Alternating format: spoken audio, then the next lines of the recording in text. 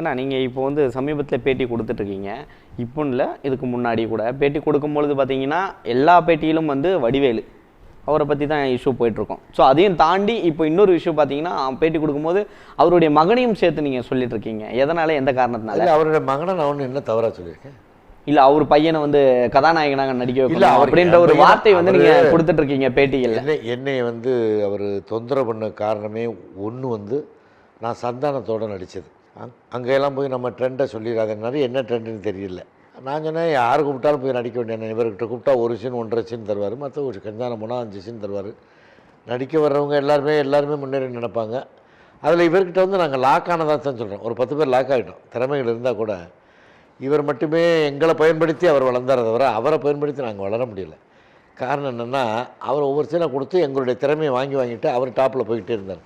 அது ரொம்ப நாளாக புரியாமல் அப்புறம் புரிஞ்சவனா எல்லோரும் ஓடிட்டாங்கன்னு வச்சுங்க.